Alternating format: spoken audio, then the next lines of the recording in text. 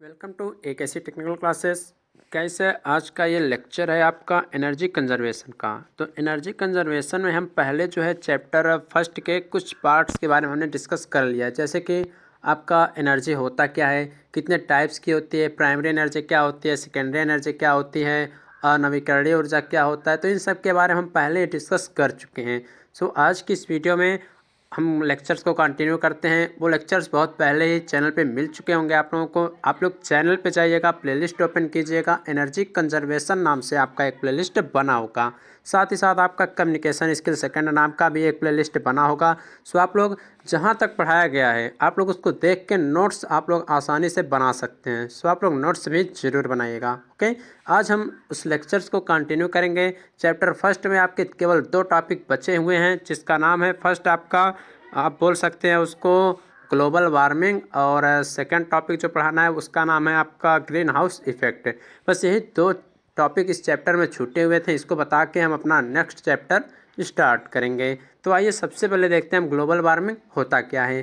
तो global warming के बारे में बताने से पहले आपसे हम बता दें, इन सभी वीडियो जितने भी हैं लेक्चर्स हैं, इन सबको देख के आप लोग नोट्स बनाते रहें, साथ ही साथ अपने दोस्तों में भी शेयर ज़रूर करते रहें ताकि उनका भी बेनिफिट हो सके। चलिए हम देखते हैं ग्लोबल वार्मिंग क्या होता है। देखिए, जो ग्लोबल वार्मिंग होता है इसके बारे में समझने के लिए आपको ग्रीन हाउस इफेक्ट भी पढ़ना पड़ेगा।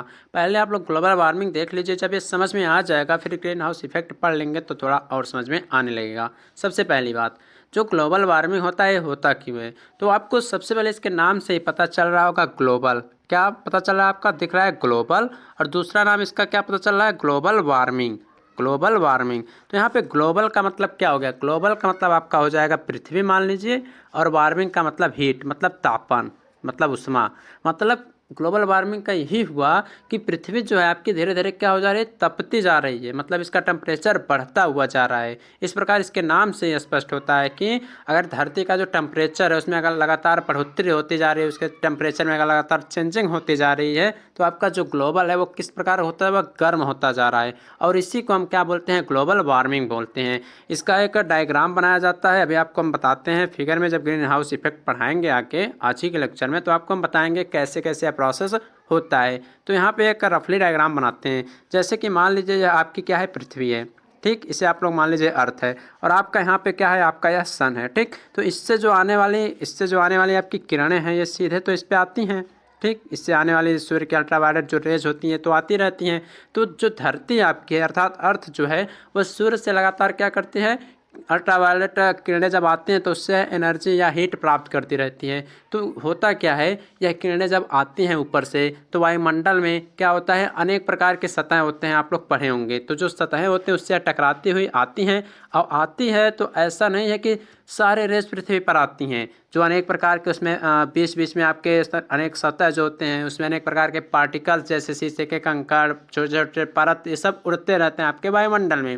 तो कुछ क्या होता है, कुछ रोशनी जो आती है अल्ट्रावायलेट रेज, वो टकरा के वापस लौट जाती है, ठीक। तो वापस लौटने का मतलब क्या होता है, आपका जो वायुमंडल है वो गर्म होने लगता है। वायुमंडल जब आपका गर्म होगा तो पृथ्वी भी आपकी गर्म होने लगेगी। साथ ही साथ ये भी होता है कि जो आपका धरती का वायुमंडल है इसमें अनेक प्रकार की गैसों से मिलकर आपकी बनी हुई है। जो आपके धरती का वायुमंडल होता है, या मान लीजिए आपका अर्थ है या आपका सन है, बीच में आपका वायुमंडल टोटल है, तो इसमें अनेक प्रकार की गैसें हैं, ठीक। वायुमंडल वैसे तो बना नहीं है, तो उन गैसों को हम बेसिकली बोल सकते हैं अनेक प्रकार की, कुछ सही गैसें भी होती हैं, कुछ खराब गैसें भी होती हैं, लेकिन उसमें कुछ ग्रीन हाउस गैसें भी उपलब्ध होती हैं। अब ग्रीन हाउस गैसें क्या हैं, कुछ बेसिकली ग्रीन हाउस गैसें होती हैं, जैसे कि आपका वाटर वेपर, जैसे कि स्टीम के बारे में आपने सुना होगा, उसे वाटर वेपर हम बोल सकते हैं, जिसका कार्बनिक नाम आपका H2O होता है, इसको भी आप लोग बोल सकते हैं। तो जो वाटर वेपर होता है इसके परसेंटेज की मात्रा जो है वायुमंडल में होती है वो 36 से 70% तक का आपका वायुमंडल में है। तो ये भी एक प्रकार की ग्रीन हाउस गैस है। साथ ही साथ आपका कार्बन डाइऑक्साइड की बात करें तो कार्बन डाइऑक्साइड भी आपका ग्रीन हाउस गैस है, इसको CO2 बोल सकते हैं। इसका मात्रा 9 से 26% तक है वायुमंडल में।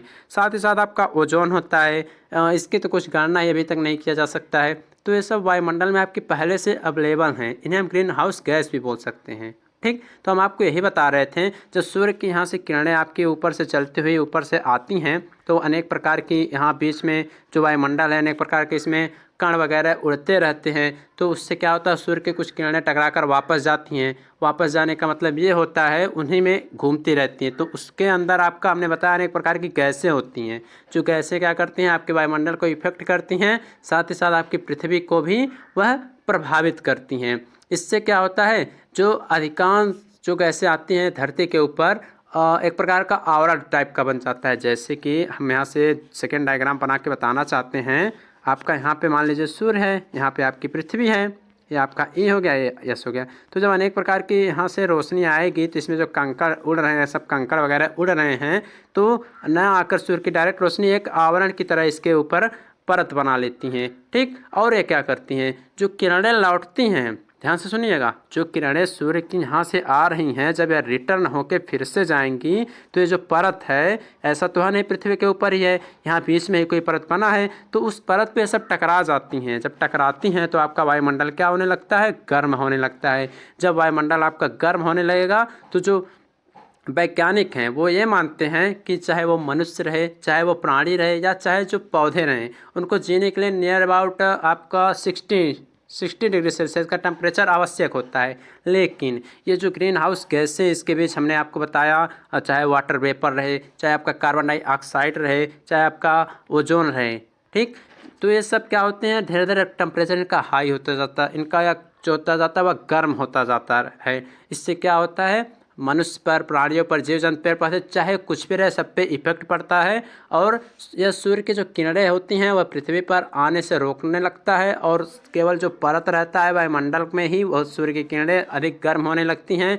इससे सब मानव जनजाति इफेक्ट करता है, वह बीमार होने लगते हैं, और यहाँ से शुरू हो जाता है आपका ग्लोबल वार्मिंग। तो इसी को बोला जाता है ग्लोबल वार्मिंग, मतलब पृथ्वी का गर्म होना, या आपका इसे ये बोल सकते हैं हम जलवायु परिवर्तन भी बोल सकते हैं, या इसे भूमंडलीय उष्मीकरण भी हम लोग बोल सकते हैं। तो आई होप आपको समझ में आया होगा। अभी आगे जब आपको ग्रीन हाउस इफेक्ट के बारे में बताएंगे तो वहाँ पे थोड़ा आपको और समझ में आएगा अच्छी प्रकार से।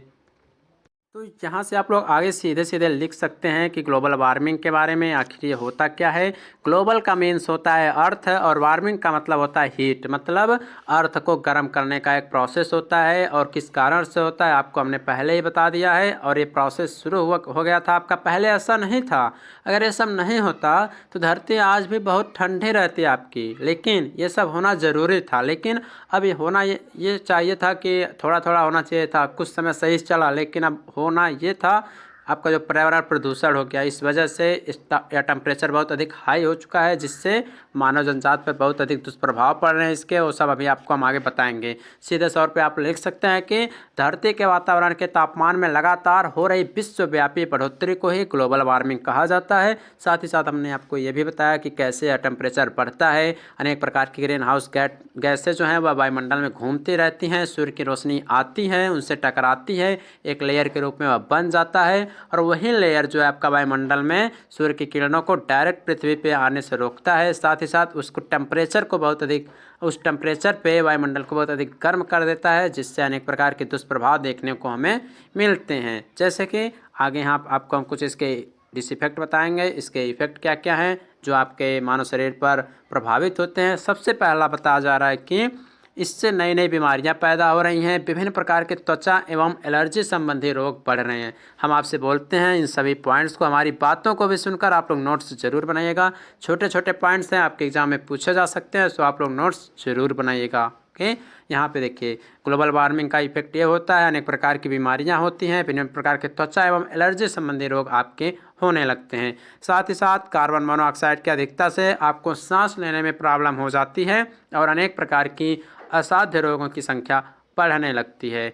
अगला पॉइंट आपका नेक्स्ट कह रहा है कि पशु पक्षियों व अन्य प्रजातियों के खत्म होने का भी खतरा मंडरा रहा है। आपको बता दें बहुत सारे पशु पक्षियों की जो जातियां हैं वो विलुप्त हो जा रही हैं। किस वजह से? ग्लोबल वार्मिंग की वजह से, पर्यावरण प्रदूषण की वजह से। तो इन सब का रीज़न्स क्या है? प्रदूषण ही है। वार्मिंग क्यों हो रहा है? इस सब का रीज़न जो है वह आपका प्रदूषण है, जो हम आप फैला रहे हैं उस वजह से हो रहा है। जो इंडस्ट्री से अनेक प्रकार का धुआं जा रहा है, पर्यावरण को सब नुकसान कर रहा है, इस वजह से ऐसा हो रहा है। नेक्स्ट कह रहा है ओजोन परत में छिद्र होने की वजह से उसकी लेयर जो है वह धीरे धीरे पतली होती जा रही है। आने वाले कुछ समय में जब सूर्य की अल्ट्रावायलेट अर्थात यूवी रेज जो है अगर वह डायरेक्ट पृथ्वी पर आने लगेगी तब तो जीवन जीना ही मुश्किल हो जाएगा।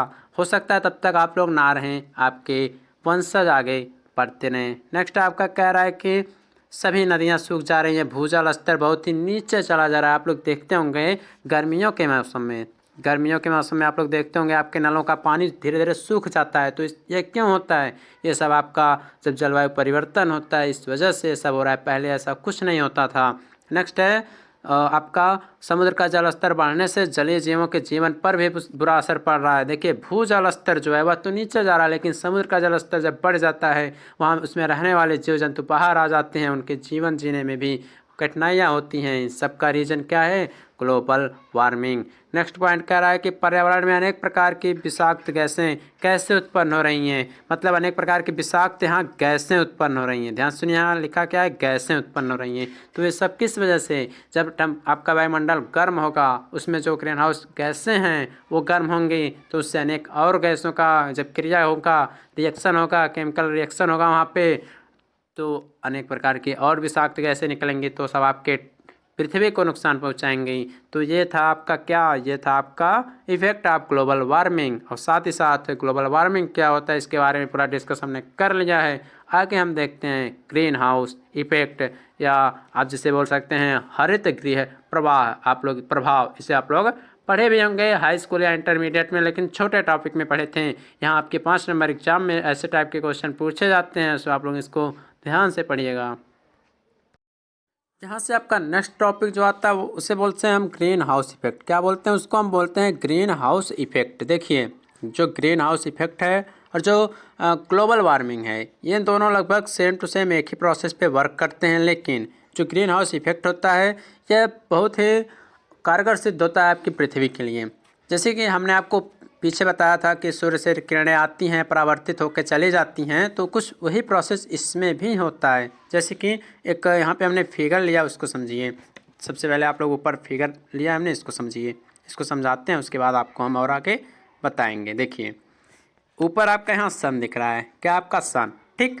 नीचे आपका यह है अर्थ, यह है अर्थ, और इसके बीच में सन और पृथ्वी के बीच में, अर्थ और सन के बीच में एक लेयर है जिसे बोला गया एटमॉस्फेयर, अर्थात वो आपका क्या है? वायुमंडल है। आप देख रहे हैं कि कुछ सूर्य की किरणें डायरेक्ट पृथ्वी पे आ रही हैं, लेकिन कुछ किरणें उस लेयर तक आकर वापस चली जा रही हैं। मतलब ये हुआ, ये जो आपका एटमॉस्फेयर है यहाँ पे दिखाया जा रहा है, जो आपका एटमॉस्फेयर है यहाँ पे, इसमें अनेक प्रकार के आपके छोटे छोटे कण हैं। यहाँ पे शीशे के टुकड़े हैं छोटे छोटे। यहाँ पे कुछ विषाक्त गैसें हैं, जैसे ग्रीन हाउस इफेक्ट की जो गैसें होती हैं हमने आपको पीछे बताया। वाटर वेपर होता है, कार्बन डाइऑक्साइड होता है, आपका नाइट्रोजन भी हो सकता है, ओजोन होता है, मीथेन होता है। इन सभी का लेयर बन के आपका इस एटमॉस्फेयर में क्या होता है? तैरता है। तो एक लेयर टाइप का बनता है। तो जो कुछ किरणें होती हैं अल्ट्रावायलेट तो आ जाती हैं, लेकिन कुछ किरणें वापस चली जाती हैं। तो वो सब जाके क्या करते हैं? आपके वायुमंडल को गर्म कर देती हैं, और गर्म कर देती हैं तो उससे अनेक प्रकार के दुष्प्रभाव भी आपको देखने को मिलते हैं। तो कुछ उसी प्रकार का प्रोसेस आपको ग्रीन हाउस इफेक्ट में भी पढ़ना है। तो इसको समझाते हैं आपको। सबसे पहले जो भी आपका ग्रीन हाउस इफेक्ट होता है, ये तो मानव द्वारा रचित कोई रचना तो है नहीं, आपका एक प्राकृतिक घटना होता है। इसमें ये होता है, ये आपके पृथ्वी की सतह को गर्म बनाए रखती है। जो ग्रीन हाउस इफेक्ट है, जो ग्रीन हाउस प्रभाव है, यह पृथ्वी की सतह को क्या करता है? गर्म बनाए रखता है, और इसी कारण ही पृथ्वी पर आपका जीवन संभव होता है। यहाँ पे लिखा है हमने, आप लोग थोड़ा ध्यान से सुनिए, अभी आगे और समझाएंगे। इसमें काफ़ी लंबा टॉपिक है, 2-4 मिनट तो आपका लगेगा ही लगेगा। देखिए क्या लिखा है? ग्रीन हाउस प्रभाव एक प्राकृतिक घटना होता है जो पृथ्वी की सतह को गर्म बनाए रखने में मदद करती है, और इसी कारण से आपका पृथ्वी पर जीवन संभव होता है। इसमें यह होता यह है, जो ग्रीन हाउस में सूर्य की ओर से आने वाली ऊर्जा होती है प्रकाश किरणों के रूप में एक सतह को पार करके ग्रीन हाउस तक आती हैं। यहाँ एटमॉस्फेयर को ही यहाँ पे एक सतह के रूप में लिया गया है।